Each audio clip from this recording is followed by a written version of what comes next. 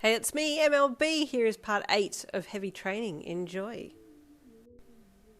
This is where he paused. He didn't quite know how to say what he wanted to say, so he kind of just wanted you to understand, but you wanted to hear him say it directly, so remained silent, just watching him. What I wanted to ask, what I wanted to say, he said as he pulled you in a little closer once more, the gap between you shrinking with every step he took. Yes. Would you consider being with me, in a romantic sense, with the intention of being a family with Eri? It's what you had wanted to hear. It's what you had dreamed of. But it was a huge jump in your relationship, and you suddenly felt overwhelmed by it. You don't need to give me an answer now, he said as he pulled you one step closer, and your chest hit his. But consider it. It's a selfish request on my behalf, I know. But that aside, I do harbour romantic feelings for you. You're being so formal, you teased lightly. This is the time to be formal. I'm asking a lot of you, he replied, looking down at you. Your heart skipped a beat, and you glanced at his lips. He saw where you were looking and yielded a little, the binds around your arms going slack for a split second, and that's when you took advantage of the situation and quickly slipped out of them and grabbed onto the front of his shirt and pulled towards you as you leaned back, intending to do a backwards roll, using your body weight to throw him over you.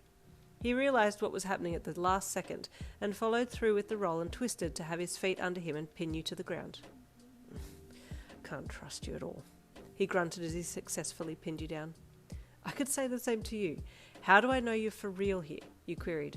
I don't want to be in a convenient relationship. This is a big ask, Aizawa, and you know it. I know, and I understand.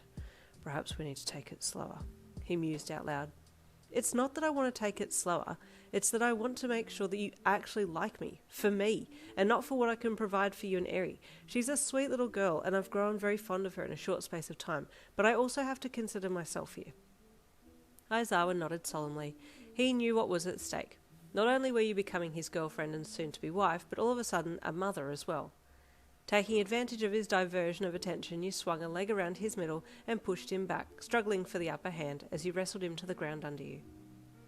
Nothing I say is going to matter, he grunted as his back hit the floor, with you straddling him. This is in your hands, and you're free to make any decision you make. Happy that you had finally pinned him down, you sat back and nodded. He didn't fight you, just lay there under you, his scarf still clutched in one hand. I do have strong feelings for you, he then said lowly, but this is neither helpful nor a hindrance. This is just how I feel.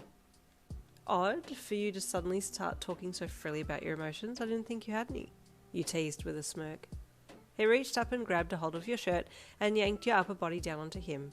Your mouths met, leaving the rest to be spoken of silently as your lips moved in unison. After ample time had passed, you pulled back and got off him. Did you actually want to train, or did you come here to pop the question? You asked sassily, doing air quotation marks around pop the question.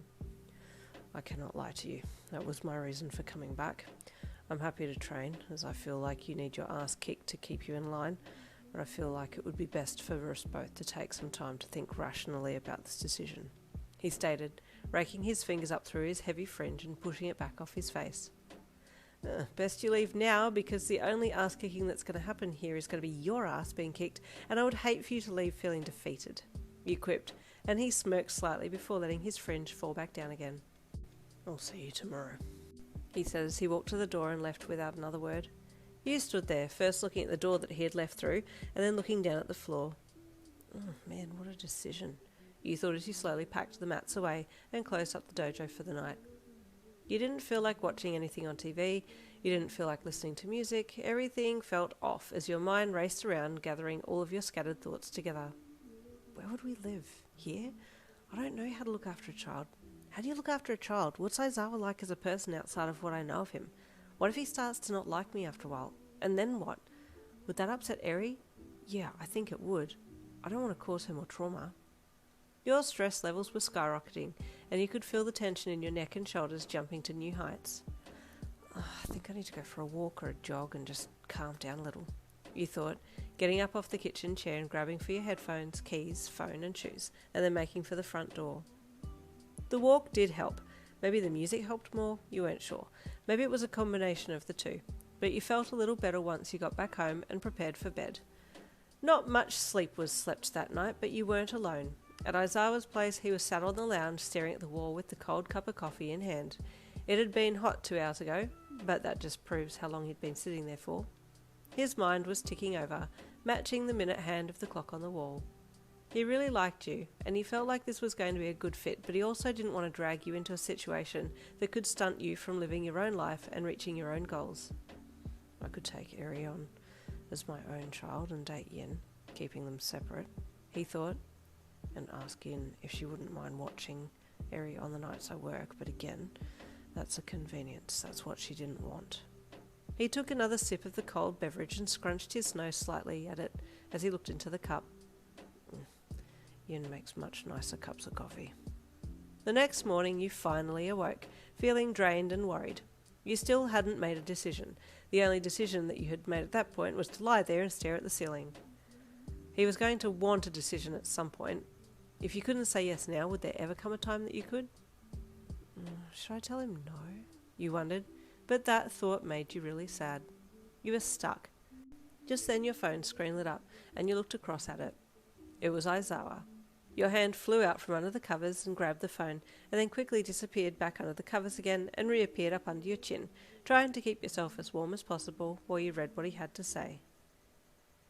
And there ends part 8 for now. I will see you next week, same time, same place, same station, and we will find out what he's messaging Yin about. See you then.